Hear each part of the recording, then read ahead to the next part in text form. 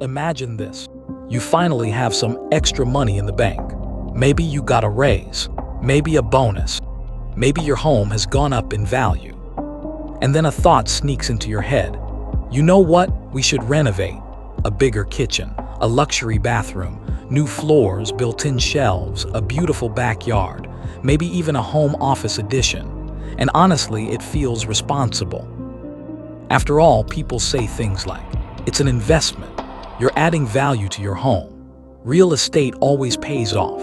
But what if I told you that many homeowners spend tens of thousands of dollars upgrading their houses and never actually get that money back? Today we're talking about the renovation reality check. Why some home upgrades quietly destroy wealth, delay financial freedom, and keep people trapped in houses they can barely afford. Let's break it down. Meet Mike. Mike lives in a suburban neighborhood outside Dallas. He's 38 years old, married, has 2 kids, and owns a home worth about $450,000. $1 day, Mike walks into a friend's newly remodeled kitchen, quartz countertops, custom cabinets, designer lighting, everything looks incredible. Suddenly, Mike's perfectly functional kitchen starts feeling old. A few weeks later, he gets a renovation quote, $65,000, painful, sure. But the contractor says something that sounds reassuring. Don't worry. You'll get most of it back when you sell. So Mike signs the contract. Fast forward 2 years. The kitchen looks amazing. Guests compliment it. His family enjoys it. But then Mike gets curious. How much value did he actually add? He talks to a realtor. And the answer shocks him. The renovation increased the home's market value by roughly $25,000 to $35,000.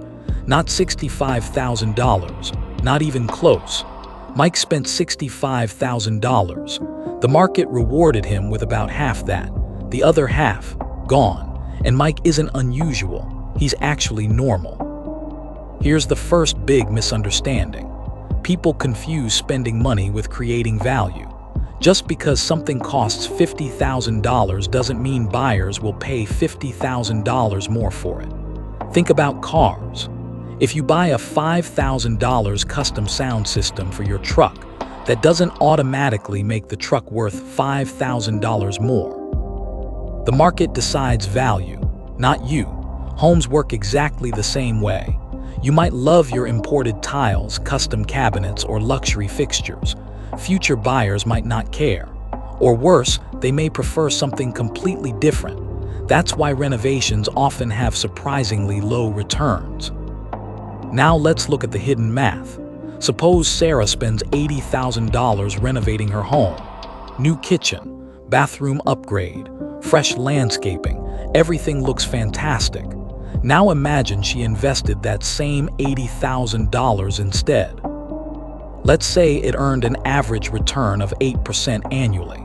After 20 years, that money grows to more than $370,000. Read that again.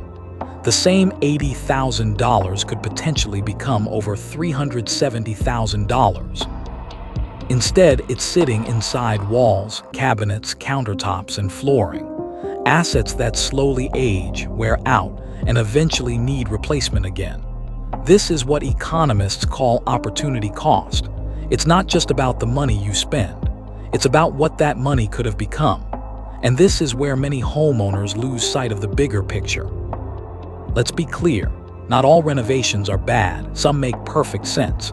If your roof is leaking, fix it. If your electrical system is dangerous, upgrade it. If your home no longer functions for your family, improvements may be necessary. That's not what we're talking about. We're talking about lifestyle renovations disguised as investments. The projects people justify because they think they're building wealth, when in reality they're mostly buying consumption, expensive consumption. Let's go back to Mike. The kitchen renovation wasn't the end. A year later, he upgraded the master bathroom, then the backyard, then the driveway, then smart home features. Over 10 years, Mike spent nearly $180,000 on upgrades.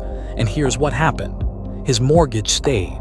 His property taxes increased because the home became more valuable. His insurance costs increased. Maintenance costs increased. And eventually, some of those upgrades started aging. The fancy deck needed repairs, the appliances became outdated, the paint faded, the cycle started again. This is something homeowners rarely talk about. Every upgrade creates future expenses, not just today's expense, future expenses. Think about a luxury hotel.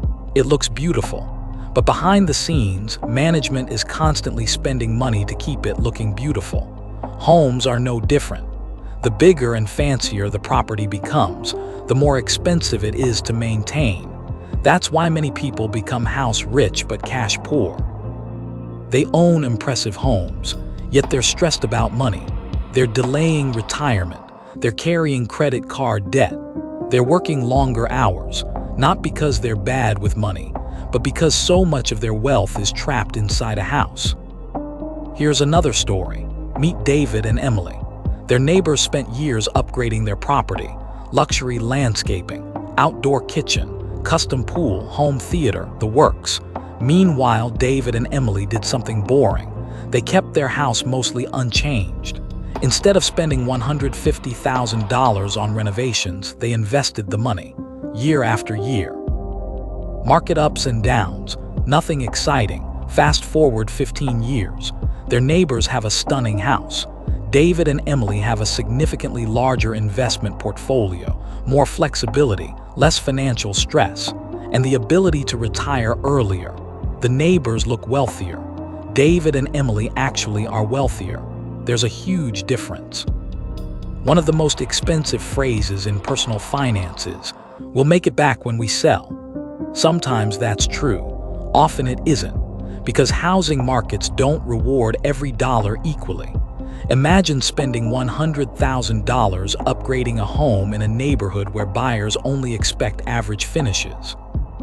You may have the nicest kitchen on the block, but buyers still compare your house to nearby homes, not to your renovation budget. The neighborhood often places a ceiling on value, and many homeowners discover this too late. There's also a psychological trap. Once people spend money on upgrades, they become emotionally attached. They stop viewing the house as an asset. They start viewing it as an extension of themselves. Every improvement feels justified. Every new project feels necessary. And suddenly they're spending money not because it creates value, but because it creates a feeling. The feeling of progress, the feeling of success, the feeling of having the perfect home. But perfection is expensive and often impossible, because there is always another upgrade, always another project, always another thing to improve. Here's a question worth asking before any major renovation. If nobody ever saw this upgrade, would I still do it? If the answer is yes, then maybe it's worth it for personal enjoyment. And that's okay. Money is meant to improve life. But if the answer is no, if you're doing it mainly because you think it's a great investment, you may want to run the numbers again. Because many renovations are lifestyle purchases wearing investment clothing. The truth is simple. A home is first a place to live, not always the best place to grow wealth. Some renovations improve quality of life. Some are necessary. Some are absolutely worth doing. But many are far less profitable than homeowners imagine. Before spending $50,000, $80,000, or even $150,000 on upgrades, ask yourself one question. Would this money work harder for me inside my house or outside my house? That single question could save you years of financial regret. And it might move you closer to financial freedom than the dream renovation ever could. If you enjoyed this video, make sure to hit the like button, subscribe to the channel, and turn on notifications so you don't miss future videos about money, wealth building, and the hidden financial traps keeping people from getting ahead. Thanks for watching, and I'll see you in the next video.